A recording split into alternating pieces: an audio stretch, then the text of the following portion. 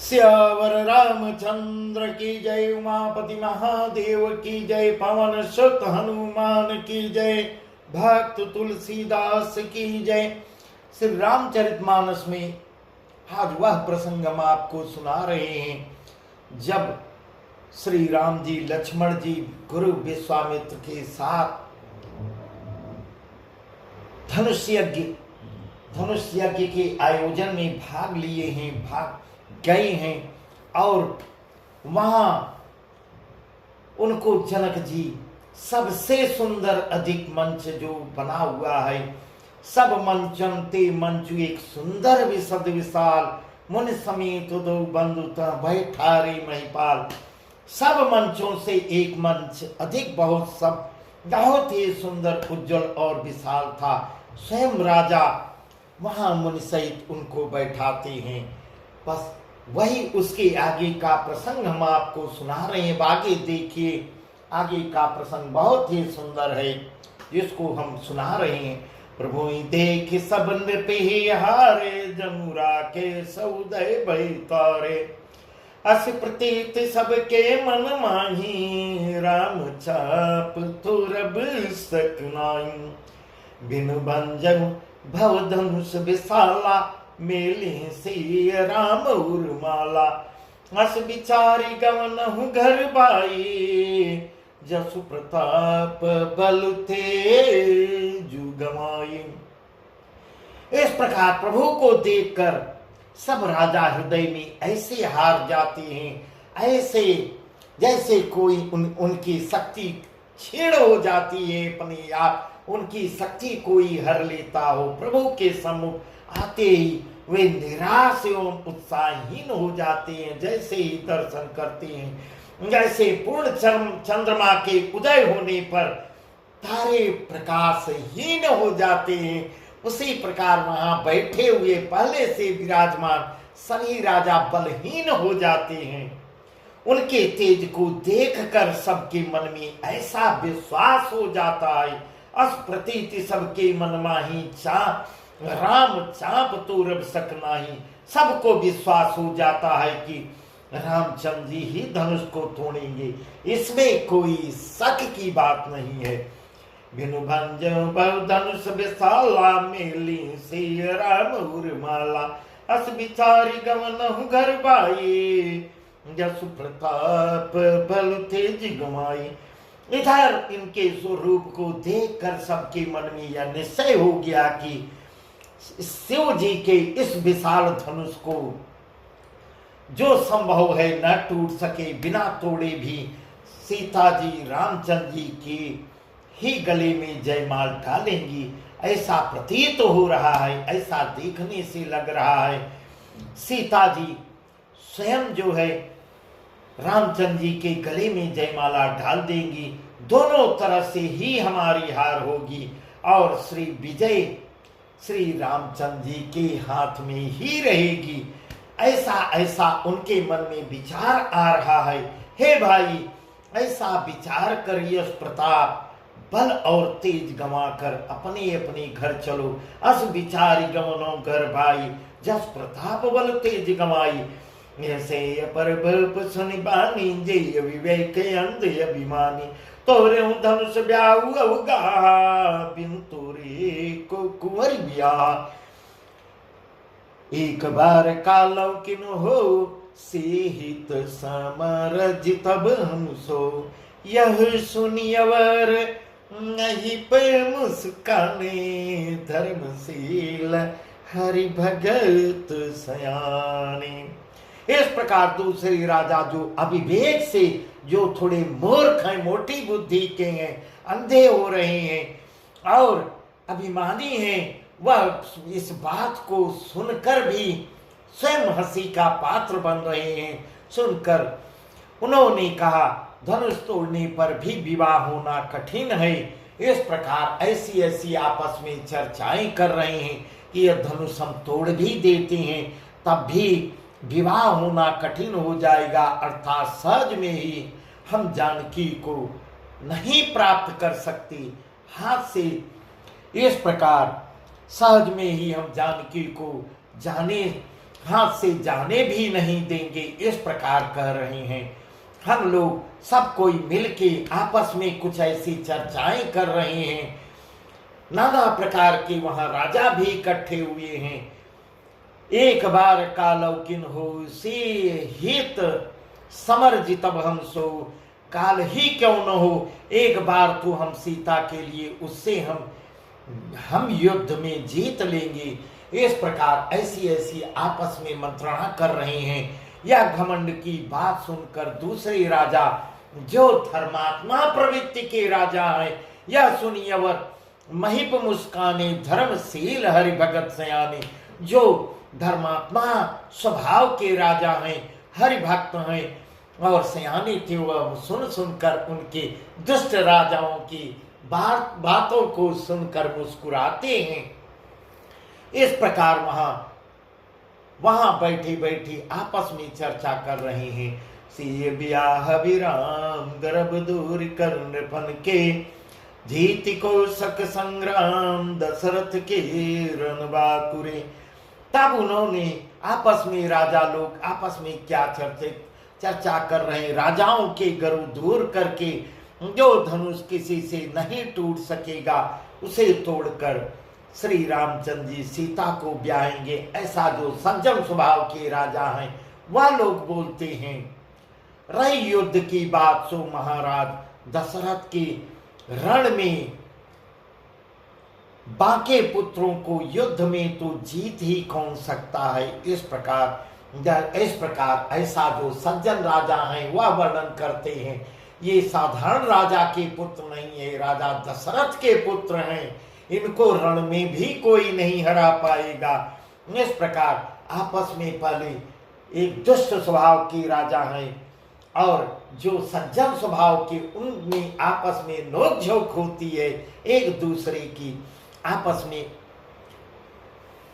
गिरथ मरऊ जनि गाल बजाई, मन मोद कन की भूख बुझाई। सिख मार सुन परम पुनीता, जगदम्बा जानहु जी सीता। जगत पिता रघुपति बिचारी, भरी लोचन छबिले निहारी। सुंदर सुखद सकल गुण राशि, ये दो बंधु शंभुरवासी, ये दो बंधु शंभुरवासी। इस प्रकार आपस में कर रहे हैं, आपस में लड़ रहे हैं। और गाल बजाकर व्यर्थ ही मत करो, मन के लड्डुओं से भी कहीं भूख बुझती है। व्यर्थ मरो जन गाल बजाई, मन मोद घन की भूख बुझाई। हमारी परम पवित्र निष्कपट सीख को सुनकर इस प्रकार जो सज्जन राजा हैं वह कर रहे हैं। सीख को सुनकर सीता जी को अपने जी में साक्षात जगत जननी माँ जगदम्बा हैं। जो सज्जन राजा हैं वे इस प्रकार वर्णन कर रहे हैं। इनको मानो उन्हें पत्नी रूप में पाने की आशा एवं लालसा छोड़ दो। ये जगत जननी माँ जगदम्बा हैं।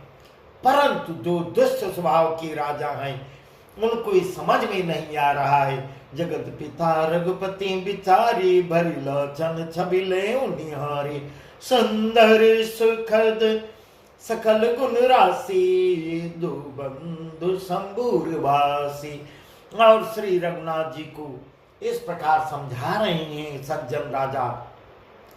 श्री रघुनाथ जी को जगत पिता परमेश्वर परम पार ब्रह्म परमेश्वर समझकर नेत्र भरकर उनका दर्शन करो और देख लो। ऐसा अवसर बार बार नहीं मिलेगा। तुम्हारे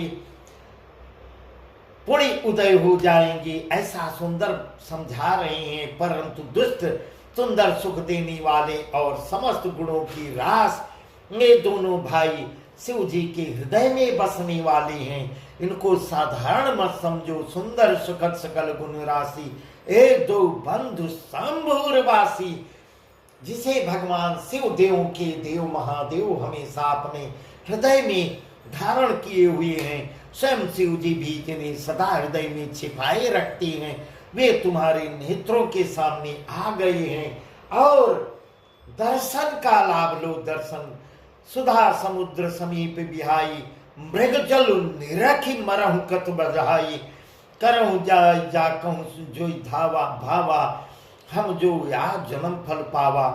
अस कई भले भूपयन रागे, रूपयन बिलकन लागे, देखहि सुर नभ चढ़े विमाना, बरसई सुमन करहि कल गाना, बरसई सुमन करहि कल गाना। यहाँ पर ऐसा वर्णन तुलसीदास जी कर रहे हैं। समीप आए हुए भागवत दर्शन, प्रभु के दर्शन रूप अमृत के समुद्र को छोड़कर ऐसा बता रहे हैं। सज्जन राजा उन लोगों को समझा रहे हैं, अमृत के समुद्र को छोड़कर तुम जगत जननी जानकी को पत्नी रूप में पाने की दुरासा रूप मिथ्या मृग जल को देखकर दौड़कर क्यों मरते हो। फिर हे भाई करऊं जाय जा कहूं जो ये भावा, हम तो आज जन्म फल पावा, हम तो आज जन्म फल पावा। हे भाई जिसको जो अच्छा लगे वही जाकर करो। हमने तो श्री रामचंद्र जी के दर्शन करके अपने नेत्रों से दर्शन करके आज जन्म भर का फल प्राप्त कर लिया है, जीवन और जन्म को सफल बना लिया। ऐसा वर्णन सज्जन राजा लोग कर रहे हैं। अस कई भले भूप अनुरागे, रूप बिलोकन लागे, देखै सुर नभ चढ़े विमाना, बरसै सुमन करें कल गाना। ऐसा कहकर अच्छे जो राजा प्रेम मग्न में होकर राम जी का अनुपम रूप का दर्शन करने लगते हैं। मनुष्यों की तो बात ही क्या, मनुष्य देवता लोग भी आकाश से देखें सुर नभ चढ़े विमाना, बरसै सुमन करें कल गाना। देवता लोग भी आकाश से विमानों पर चढ़ करके वहां से दर्शन कर रहे हैं और पुष्प की बरसै सुमन करें कल गाना, सुमन पुष्प की वर्षा कर रहे हैं, सुंदर गान गा रहे हैं। जांसु अवसर से तब पठई जनक बुलाय, चतुर सखी सुंदर सकल सादर चली लवाय। ऐसा अवसर जब अच्छा अवसर जानकर जनक जी ने सीता जी को बुलवाया, सीता जी को बुलावा भेजा है और सब चतुर और सुंदर सखियां आदर पूर्वक उन्हें लिवा के आती हैं। से शोभा नहीं जाय बखानी, जगदम्बिका रूप गुण खानी। से शोभा नहीं जाय बखानी, जगदम्बिका रूप गुण खानी। उपमा सकल मोहि लघु लागे, प्राकृत नारी अंगे अनुरागे। सिय बरनी ते उपमा दे, को कवि कहा यजसु कुले। जो पड़तरी ते समसेया, जग यसी जुबती कहाँ कमुनिया। रूप और गुणों की खान जगत जननी जानकी की शोभा का वर्णन नहीं हो सकता। ऐसा तुलसीदास जी, इनका वर्णन मेरे द्वारा नहीं हो सकता, कोई नहीं कर सकता। उनके लिए मुझे काव्य की और उपमाएं तुच्छ लगती हैं। इस प्रकार करें, उपमा सकल मोहि लघु लागी, प्राकृत नारी अंगे अनुरागी। सारी उपमाएं जो है तुच्छ लगती हैं, क्योंकि वे लौकिक स्त्रियों के अंगों से अनुराग रखने वाली हैं, अर्थात वे जगत की स्त्रियों के अंगों को दी जाती हैं। और काव्य की उपमाएं सब त्रिगुणात्मक माइक जगत से ले ली गई हैं। उन्हें भगवान की स्वरूपा शक्ति श्री जानकी के अप्राकृत चिन्मय अंगों के लिए प्रयुक्त करना उनका अपमान करना है। ऐसा बाबा तुलसीदास जी कर रहे हैं। उनका अपमान करना और अपने को उपहासास्पद बनाना है, हंसी का पात्र बनाना है स्वयं को। ऐसा कर रहे हैं। से बरनी ते उपमा दे, कुकब कहा यजस को ले। जो पट्टरी ती समसिया, जग यस जुबती कहाँ कमनिया। सीता के वर्णन में उन्हीं उपमाओं को देखकर कौन को कभी कहलाए और अबजस का भागी बने। इस प्रकार अपना अपमान होगा, अपना अपमान होगा, अर्थात सीता जी के लिए उन उपमाओं का प्रयोग करना, सुकवि के पद से च्युत होना और अब कीर्ति मोल लेना है। कोई भी सुकवि ऐसी नादानी एवं अनुचित कार्य नहीं करेगा, ऐसा तुलसीदास जी कह रहे हैं।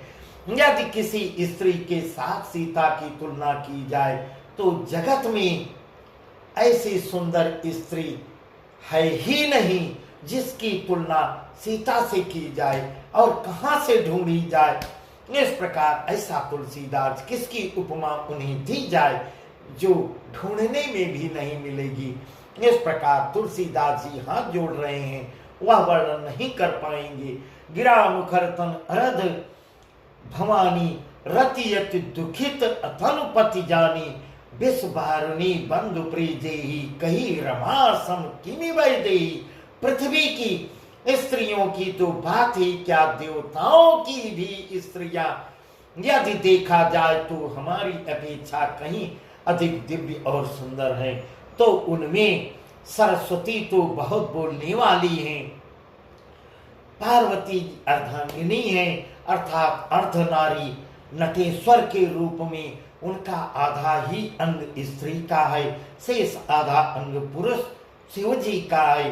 कामदेव की स्त्री रति पति को बिना शरीर का अनंग जानकर बहुत दुखी रहती हैं और जिनके विष और मध्य जैसे समुद्र से उत्पन्न होने के नाते हे भाई, प्रिय भाई हैं, उन लक्ष्मी के समान तो जानकी जी को कहा ही कैसे जाए। इस प्रकार तुलसीदास जी हाथ जोड़कर, दोनों हाथ जोड़कर नम्र निवेदन कर रहे हैं।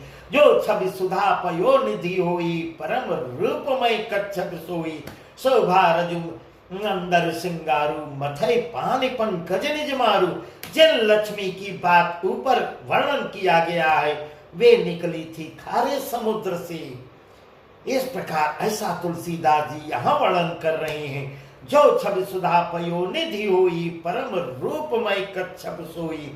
खारे समुद्र से जिसको मथने के लिए भगवान ने अति कर्कश पीठ वाले कच्छप का रूप धारण किया, रस्सी बनाई गई, महान विषधर की रस्सी बनाई गई, जहां बासुकी नाग जो है रस्सी का काम किए हैं, मथानी का कार्य किया, अतिशय कठोर मंदराचल पर्वत मथानी बने हैं और उसे मथा सारे देवता और दैत्यों ने मिलकर उसका मंथन किया है।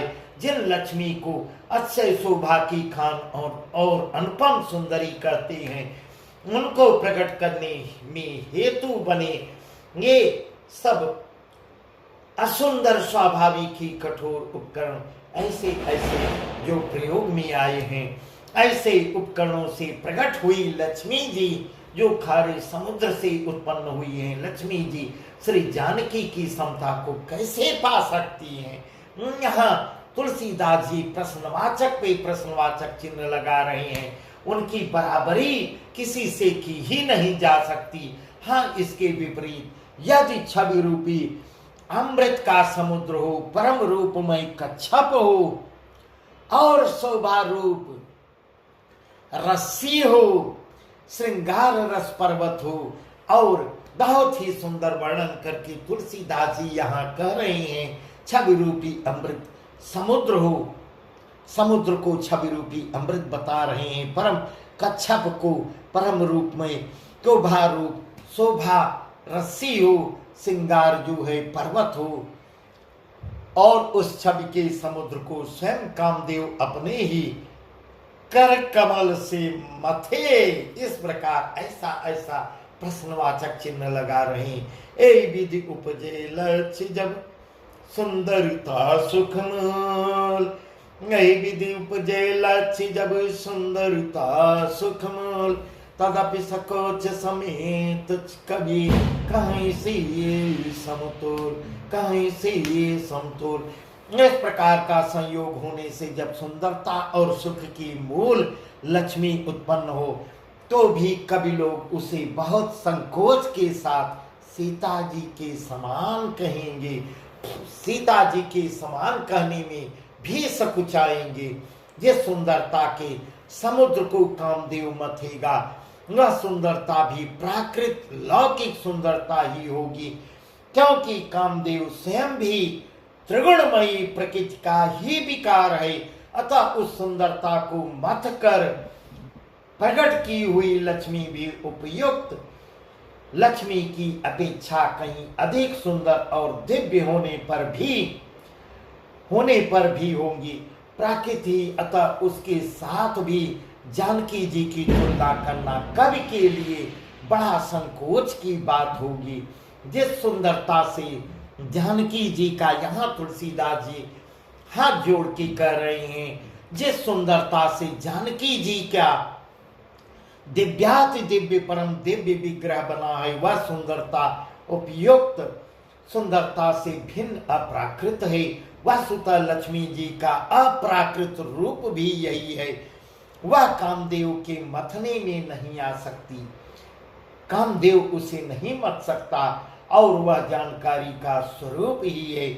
अतः उनसे भिन्न नहीं और उपमा दी जाती है भिन्न वस्तु के साथ। इसके अतिरिक्त जानकी जी प्रकट हुई हैं। इस प्रकार तुलसीदास जी कह रहे हैं, जानकी जी तो प्रकट हुई, अवतरित हुई हैं, स्वयं अपनी महिमा से उन्हें प्रकट करने के लिए किसी भिन्न उपकरण की अपेक्षा नहीं है। अर्थात शक्ति शक्तिमान से अभिन्न अद्वैत तत्व है, अतएव अल्पमेय है।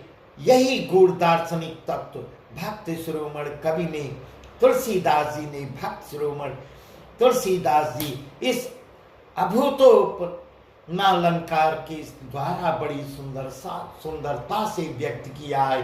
और दोनों हाथ जोड़कर निवेदन कर रहे हैं, महिमा सीता के रूप का वर्णन नहीं कर पाऊंगा, क्योंकि पूरे संसार पूरे यहाँ तक कि कोई देवताओं की पत्नियां देवियां कोई भी उनकी समान नहीं है। इस प्रकार कह रही हैं। बहुत ही बस आज का प्रसंग यहीं तक, आगे प्रसंग भी बहुत सुंदर है। चली संग लय सखी सयानी, गावत गीत मनोहर बानी, सोह नवल तन सुंदर सारी, जगत जननी अतुलित छब्भारी। बहुत ही सुंदर वर्णन है, बहुत सुंदर। जिस समय सीता रंग भूमि में पग धरती है, उसका बहुत ही सुंदर वर्णन है, जिस वर्णन को हम आपको कल बताएंगे। बस आज का प्रसंग यहीं तक। श्यावर रामचंद्र की जय, उमापति महादेव की जय, नमन सुत हनुमान की जय, भक्त तुलसीदास की जय।